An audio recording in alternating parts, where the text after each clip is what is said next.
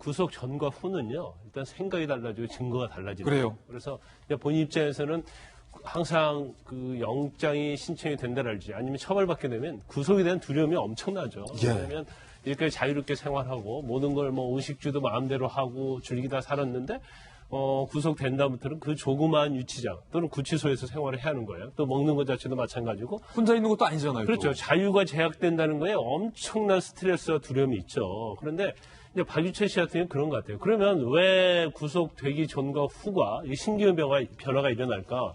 그것은 일단 만약에 범죄와 관련된 증거가 명확하다고 생각하면 예. 대부분 처음부터 인정을 합니다.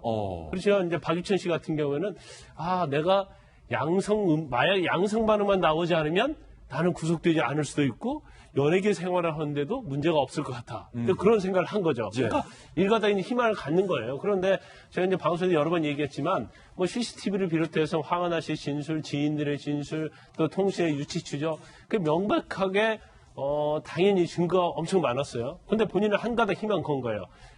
내가 제모하고 머리를 염색을 하면 마약 성분만 나오지 않으면 나는 살 수 있다. 구속되지도 않고 연예인 생활 계속 할 수 있다. 그런 이제 헛된 희망을 가진 거죠. 그렇지만 결국 이제 다리 채모에서 마약 성분이 나왔기 때문에 이건 이제 어쩔 수 없다고 생각하는 거예요. 그러면 이전까지는 자유로웠지만 일단 뭐 딱 영장 심사 받고 나서 영장이 발부되면 수갑, 포승줄, 유치장 가죠. 그래서 이제 경찰에서 구속한 경우에는 대부분 더 이상 조사하지 않습니다. 그리고 바로 검찰에 송치하는데 아마 박유천 씨가 내가 사실관계를 좀 정리할 거니까 시간을 달라 이렇게 얘기했던 것 같아요. 그러면 경찰 입장에서 그냥 검찰에 송치하기만 하면 편한데 신기한 변화가 있기 때문에 조사를 한 거죠. 그래서 검찰 가서 조사한 것보다는 경찰서 이미 자백을 하고 그다음에 검찰을 가는 것이 나한테는 유리할 것 같다. 그런 판단을 했다고 볼 수가 있어요. 검사로 가면 이거 더 뭐 상황이 커질 것이다. 검찰로 가면. 그렇죠. 그래서 이제 반성의 기밀가 더 늦게 그런 모습을 보였기 때문에 근데 좀 안타까운 측면이 있어요. 박유천 씨가 만약에 지금 사실 연예인 생활을 계속 할 수 없고 자기가 부정당한다고 그랬잖아요.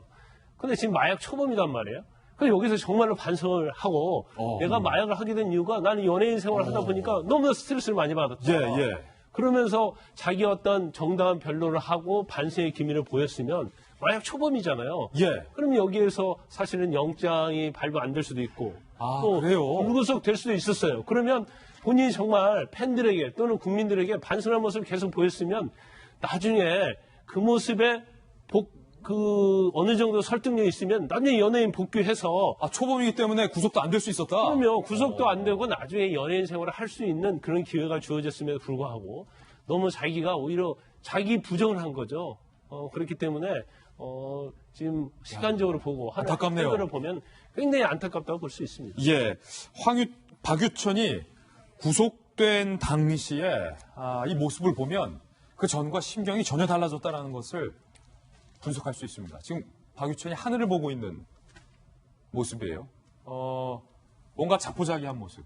구속되는 순간 나는 이제 끝났다 라는 것을 결심하는 그런 모습도 보이고 하늘이 나한테 왜 그러나 좀 탓을 하는 듯한 그런 심경도 보이는데 이게 어리석었던 짓이라는 거죠. 김관선 변호사의 말대로라면 본인이 처음부터 사죄하고 모든 걸 인정했더라면 마약 초범이기 때문에 용서의 여지가 있었을 것을 본인이 자초한 본인의 길로 걸어 들어가고 있다라는 건데 그런데 박유천 씨가 마약을 인정하면서 전 연인인 황하나의 탓을 하는 듯한 발언에서 이것 또한 논란이 되고 있습니다. 다시 만난 황하나 때문에 황하나의 협박은 없었다라고 말은 하면서도 하지만 황하나와 다시 만나게 되면서 내가 마약을 하게 된다. 그러니까 황하나 씨와 결혼하기로 했다가 다시 결혼을 취소하면서 결혼이 깨지면서 그 이후에 다시 황하나와 만나는 과정에서 황하나를 만나게 되면서 마약을 하게 되고 손등의 상처는 주사바늘 자국이 맞습니다. 라고 비로소 이야기를 했는데 참 김병민 박사님 이게 말이에요. 시인을 할 때는 제 잘못입니다라고 시인을 해야지 다시 황하나 만나게 되면서 마이크가 됐다. 이것도 좀 그래요. 절대 인정할 수 없다라는 게 이제 황하나 씨와의 문제인 것 같은데요. 애당초에 기자회견을 열었을 때도 황하나 씨와 헤어지고 나서 그녀가 너무 힘들어하기 때문에 몇 번 찾아가서 위로를 해준 적이 있다라고 얘기를 합니다. 근데 그 즈음에 이제 박유천 씨가 기자회견하게 된 결정적인 계기는 황하나 씨가 SNS에 글을 올리면서 박유천이라고 특정하진 않았지만 남자 이야기를 꺼냈거든요. 남자 하나 잘못 만나서 별일을 다 겪는다라고 이야기 끄집어내니 여기 대해서 당연히 박유천 씨에 대한 사람들의 사건의 재조명이 있었던 것 같고요. 당시 SNS의 글을 보면 지금 그의 회사와 가족들은 머리를 맞대고 나를 어떻게든 가해자를 만들어야 한다고 메시지를 보냈다 등에 대한 글들이 적시가 되어 있는 게 있습니다. 그러니까 이때부터 지금 황하나 씨와 박유천 씨 같은 경우는 지금 현재 함께 마약을 투약한 공범으로 보이지만 누가 주도적으로 했는지를 두고 서로 진실 게임의 다툼에 대한 양상을 벌이는 것 같은 서로 상대 탓을 하고 있는 보이고 모양이에요. 있는 상황이거든요. 예. 박유천 씨 입장에서 생각해보면 황하나 씨가 나와갖고 이러한 증언만 하지 않았더라면 나는 여기까지 오지 않았을 텐데 라고 생각을 하고 있을 것이고 황하나 씨 입장에선 본인이 밝힌 것처럼 이게 남자 하나 때문에 내가 여기까지 왔더라고 또 서로 엇갈린 주장들을 하게 되는 인생 겁니다. 망쳤다. 지금 현재 박유천 씨에 대해서 안타까운 마음들을 표하게 되는 것들은 얼마 전에 로버트 할리 씨 같은 경우도 똑같이 필로폰에 대한 주사기로 마약 투약에 대한 여러 가지 혐의들이 있었음에도 불구하고 모든 것들을 시인하니까 영장실질심사에서 기각이 됐거든요. 증거인멸 도중에 우려가 없다는 건데 박유천 씨의 경우는 상황이 조금 더 복잡하게 꼬여 있는 것 같습니다. 근데 여기서 중요한 것은 이제 황하나 씨와 둘 간에서 그동안 마약을 구입했고 투약하는 과정이 누가 주도적인 형태로서 이러한 일들을 끌고 왔는지에 대한 진실 게임의 양상들이 좀 남아있는 것 같아서 여기에 대해서는 보다 명확하게 이제 서로의 탓을 할 것이 아니라 국민들 앞에서 사랑을 받았던 공인들로서 정확한 진실을 좀 밝힐 의무가 있지 않는가 생각이 듭니다. 예. 네, 이제 뭐 하늘을 너무 쳐다보는 것도 좀 주의를 기울여야 되겠네요. 맞아요. 하늘이시여. 하늘이시여. 또 뭐 영화 제목 중에 그래 가끔 하늘을 보자도 있었는데 이게 단순히 이 구속되기 전과 후의 충격이 아니라 4년 전과 비교하면 엄청난 충격이 되는 거죠. 불과 4년 전. 불과 4년 전입니다.